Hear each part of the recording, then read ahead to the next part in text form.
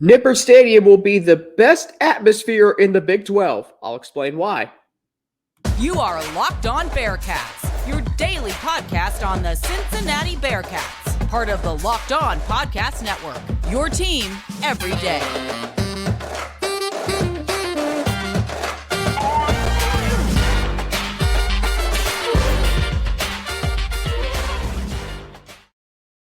Happy to be back with you today right here on Locked On Bearcats, part of the Locked On Podcast Network, your team every day. We're free and available wherever you listen to podcasts, including if you watch us on YouTube. And if you do, don't forget to subscribe and hit the follow button so you can get an alert every time that we drop a new episode. My name is Alex Frank, your host each and every day here on Locked On Bearcats, part of the Locked On Podcast Network, your team every day. It is Tuesday, June 20th. Happy birthday to my cousin Justin, who is now officially legal, 18 years old. Hard to believe.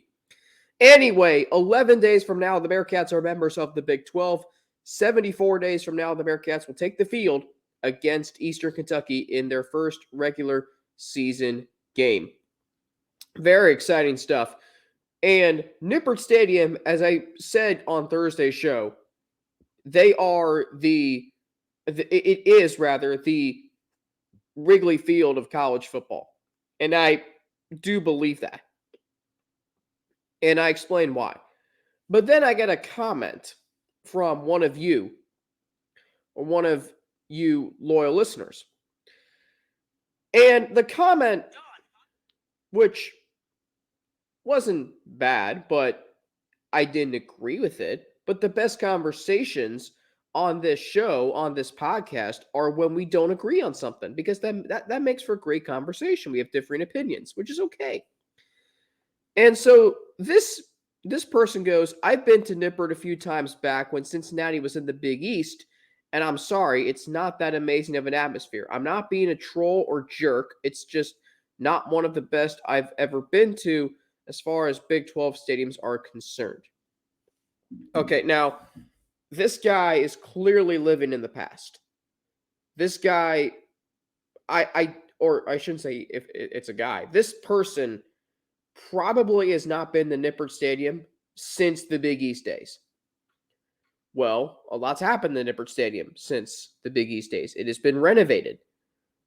It is now, and I think, one of the best stadiums in the country. I don't know if it's top 10, but I certainly think it's top 25. And I certainly think once Oklahoma and Texas leave, who have been the crown jewels of the Big 12 for 25 plus years, Nippert Stadium is going to take over as the best stadium in the conference. I do believe that. And I think when we look at the other teams in this conference, UCF is comparable. They have a great atmosphere at Spectrum Stadium. BYU has a really nice stadium. When they're good, a lot of fans show up. It's a big stadium. It's a bigger stadium than Nippert. But name another Big 12 team. Baylor has a great stadium, great fan base when they're good. Farrell Stadium. Is that what it's called? No, McLean Stadium. Excuse me. Why did I think it was Farrell? McLean Stadium. Then you have other schools. You have Iowa State, when they're good, can be loud. Boone Pickens is a tough environment. But there's something about the nostalgic feel to Nippert Stadium. And I find it interesting. Mo Egger calls Nippert Stadium his favorite stadium in Cincinnati. Favorite sports venue in Cincinnati. I always wondered why. But when you think about the uniqueness of it being right in the middle of campus, and the fact that it has been standing, it is I think the second or third, I always forget this, one of the three oldest stadiums in the country. And the fact that it has been renovated, it looks modernized, it is a great game day atmosphere in an urban campus, which you'll hear Barry Trammell talk about this with me on Thursday's show. It's amazing to me to think about why someone would think Nippert Stadium is not going to be the best stadium in the Big 12, the best atmosphere, or why not that, but to say that it's not that an amazing of an atmosphere? Are you kidding me? Like, that is just, and even when the Bearcats were in the Big East for however many years, 8 years, even when they were in the Big East, that stadium was very, very electric. They went to back-to-back BCS bowl games. They won the Big East in 2011. They won the Big East in 2012. So where is this coming from? Did you go to Nippert Stadium from 2013 through 2017? And even then, there were still some electric atmospheres. Maybe 2017, not so much. But have you not been to Nippert Stadium since? Have you been in the last 5 years? The UCLA game, the UCF game in 2019. 2021, you had the blackout game against Temple, UCF. I mean, this past year, you had Indiana. I mean, there have been some incredible crowds that we have seen at Nippert Stadium. The American Athletic Conference Championship game in 2021, I was on the field for that. I can tell you all about Nippert Stadium. And I went to Nippert Stadium before renovations. I went to a game in 2008 against Syracuse, my very first Bearcats game. I went to a game in 2010 against Pitt. And all I can remember is how cool it was that you have a college football team, a college program in an urban city, in an urban campus. Like, that is really cool to think about. And the atmosphere is going to be electric. I don't think the Big 12 knows what they're in for. I think the Big 12 is going to be pleasantly surprised by how great of an atmosphere Nippert Stadium is. And I do, excuse me, I do think that this comment is wrong. Because when Oklahoma and Texas leave, Nippert Stadium instantly becomes the best atmosphere in the Big 12. Maybe UCF has a case, maybe Baylor, maybe Oklahoma State. But find me a school where the fan base has connected to its college football team as Cincinnati. I don't think it's very easy to do that. And that's why I think that comment is very wrong. And I think when Nippert Stadium gets to the Big 12, given that Cincinnati is a football school, all the other schools in the Big 12, Kansas, Baylor, Texas Tech, Iowa State, I feel like they're all known for their basketball more so than their football. Maybe Iowa State is football. West Virginia has been known for their basketball. I'm going to have something on that in a minute. And I think you all know where I'm going with the sad and I don't know what you call it, with the wake of Bob Huggins resigning from being the West Virginia head coach. And so I am really, really excited to see how great of an atmosphere Nippert Stadium can be in the Big 12. Speaking of that, I've got more on the Big 12 rankings, including top 5 fan bases and top 5 defenses. We'll get to that after I explain to you how this episode of Locked On Bearcats is brought to you by FanDuel Sportsbook. Baseball season is in full swing. How great was it to see Joey Votto last night back in action for the Cincinnati Reds? And there's no better place to get in on the action than FanDuel, America's #1 sportsbook, because right now new customers can get a no-sweat first bet up to $1,000.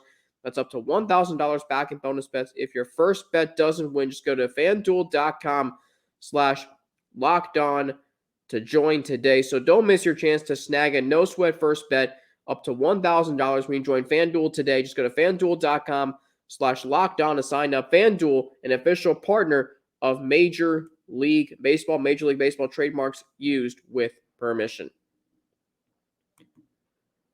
All right, thanks again for making Locked On Bearcats your first listen of every day. On tomorrow's show, I'll be joined by Russ Heltman, my colleague at All Bearcats and Sports Illustrated. We're going to talk about Nippert Stadium, the atmosphere. We're going to talk about Big 12 rankings with Russ. And then I'm going to ask him his thoughts on Bob Huggins, because I'm just going to tease this. I am very, very concerned about Bob Huggins right now. as a Bearcat fan, as a Bearcat alum. So let's get into more of these Big 12 rankings. And last week, I showed you 3 different graphics that were used. I showed you, what did I show you? I showed you football teams, head coaches. Did I show head coaches? And I believe offenses or quarterbacks. Yeah, I'm already forgetting. Feels like Wednesday was so long ago. But anyway, I want to, after talking about Nippert Stadium and the fact that someone thinks that's not that great of an atmosphere, which again, I think is a comment from 10 years ago. If you go to Nippert Stadium now, you'd be very, very impressed. So let's look at the top 5 fan bases according to our college hosts on the college channel at the Locked On Podcast Network. Top 5 fan bases, as you see on your screen if you're watching on YouTube. Don't worry if you are listening on wherever you're listening to podcasts. I'm going to run through the list 1 through 5. Top 5 fan bases. Number 1, BYU. That's interesting. Number 2, Oklahoma. Number 3, Texas, the usual suspects. Number 4, Iowa State. Number 5, Kansas State. Now, Cincinnati, if you're wondering, the Bearcats on this list, and this is shocking to me. I have to go in and find these graphics. But Cincinnati in the top 5 or in fan bases, they are listed as 11. 11! Who's ahead of them, you ask? Texas Tech, UCF, Oklahoma State, West Virginia, Kansas. West Virginia and Kansas in football? Now, if this is strictly football, no. Cincinnati should be 4th on that list at least. I could even say they're ahead of BYU. Now, BYU's had an established fan base for a long time. They won the national championship in 1984. You want to put BYU ahead? Fine. But I'm here to tell you, if you're saying the Bearcats are the 11th best fan base in the Big 12, that tells me that you clearly don't know, or that maybe our hosts haven't seen the Bearcats fan base. And that's okay. This is their first year in the Power 5. But I'm here to tell you, I vehemently disagree with the Bearcats being the 11th best fan base in the Big 12. The 11th best fan base. Like, I can't even make a justification. Oklahoma State? What? UCF? If you're going to make UCF 7, at least put Cincinnati up right above or right below them. But Texas Tech, Kansas State? Again, they may not know. And we have a lot of hosts from Big 12 schools. Jake Hatch of BYU. We've got a host at Oklahoma. I mean, we have a lot of great hosts. We have Jake Hatch of BYU, John Williams, Locked On Sooners, Steven Simcox of Locked On TCU, Jonathan Davis of Locked On Horns, Drake C. Toll of Locked On Baylor, Derek Johnson, Locked On Jayhawks, Chris Level, Locked On Texas Tech, Parker Ainsworth, Locked On Cougs, and then, of course, yours truly, Locked On Bearcats. I mean, they may not know about Cincinnati. That's fine. I'd love to know where Parker voted on that. All right, so let's go top 5 defenses. The Bearcats are going to be run by their defense this year. If you're seeing this on YouTube or if you're listening, I'll run through the top 5 defenses. Number 1, Iowa State. Number 2, Texas. Number 3, Baylor. Number 4, Oklahoma. Number 5, Kansas State. The Bearcats were listed as number 7. That's fair. Middle of the pack. I think I did run through the defenses last week because that's the only category where the Bearcats were ranked in the top half. And I'm okay with them being at 7. Because I think that they're gonna have to prove themselves. Can you stop the run? Can you do a lot of things that you did so well in the American, but now you're going to be doing it against higher competition 9 times out of 12 weeks this season? It's going to be a challenge, but a challenge I think the Bearcats are up for. So those were just two categories I wanted to touch on today. But the 11th best fan base? Are you kidding me? I mean, if we do this again, if we do this poll again next year, the Bearcats better be number one, or at the very least number two. All right, so coming up, John Cunningham continues to get better and better by the day. I will explain why next on Locked On Bearcats. Locked On's NBA mock draft special is here, and it's bigger than ever. Follow along the entire first round in a 6-episode ultimate mock draft experience only Locked On can deliver. All episodes are available now on Locked On NBA Big Board on YouTube or wherever you listen to podcasts. Alex Frank back with you, your host of Locked On Bearcats. We are, of course, part of the Locked On Podcast Network, your team every day. The Bearcats have a new baseball head coach. They have a new baseball head coach. His name is Jordan Bischel. Now, I think that's how you pronounce his last name, but I am very excited to see what he can do with the Cincinnati Bearcats. He comes over from Central Michigan, and he had a lot of success at Central Michigan. But the big thing to note here is it continues to show that John Cunningham is the absolute right man for this job. He gets better and better and better every single time he makes a move like this. And I'm not going to dismiss what Scott Googins did for the program. He did a lot of good. He stabilized it. He brought them to their first NCAA tournament in 45 years. I mean, 45 years is a long time, back in 2019. I am saying to you that it was time for a change. And there was obviously some things going on with inside the program this year as information leaked out. I don't know the whole story. I'm not going to go into it. But I think it was time for a change. And you bring in a guy like Jordan Bischel, who at Central Michigan was very, very successful. How successful was he? Well, at Central Michigan, he spent 5 seasons there. And in his 5 seasons, he led the Chippewas to 4 MAC championships, 2 in the regular season, 2 in the tournament. 3 times they went to the NCAA regionals. And during his tenure, they were 177-80 for a .689 winning percentage. Conference record incredible, 102-32, 340 win seasons, 340 win seasons. And they were in 2022, 43-19, 30-7 in the MAC, and they went to the NCAA tournament. They lost to the 13th ranked Gators that year. But the key is his first season in 2019, they reached the NCAA tournament for the first time since 1995. 47-14, an 18-win improvement from 2018. And they beat Miami, Florida in a regional game for their first tournament victory since 1988. So clearly, wherever this guy goes, he immediately energizes a program. And that's what I'm really excited to see. And you can say that you're not really worried about how baseball does. I'm worried about baseball. When I first started as sports director of Bearcast Media, I commentated baseball games, and I enjoyed them. I like baseball.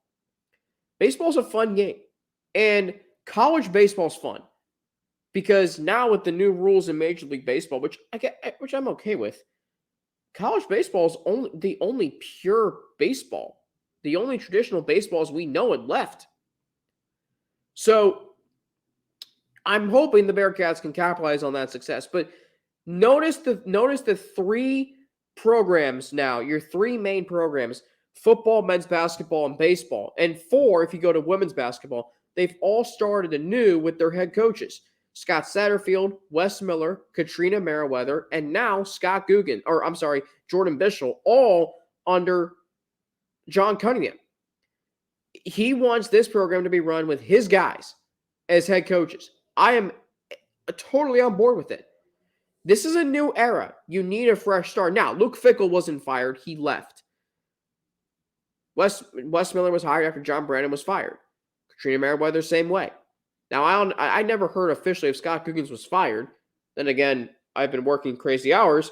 So, when you're sleeping a lot, when you're not working, or when you're recording a podcast. But the fact of the matter that you're starting anew with the 4 main coaches, I think is great. And let's not forget, and let's think about this. John Cunningham. You know who he reminds me of? Zach Taylor. Zach Taylor comes in as head coach of the Bengals, completely reshapes the roster. Now he's got his guys. Look at how great they're doing. John Cunningham comes in.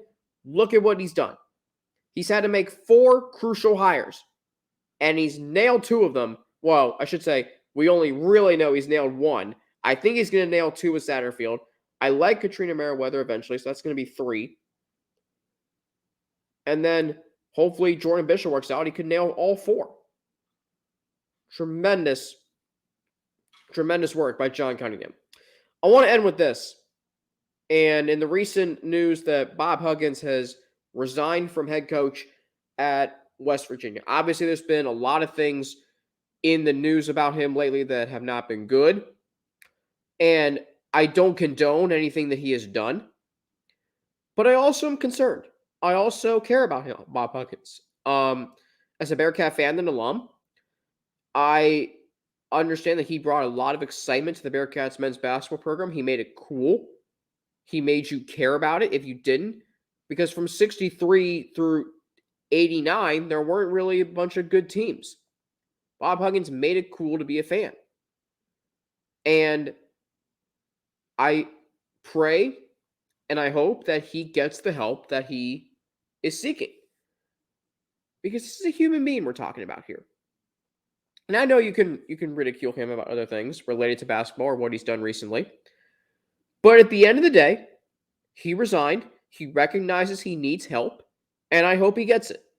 And as a Bearcat fan and alum, I'm praying for him, and I hope you are too.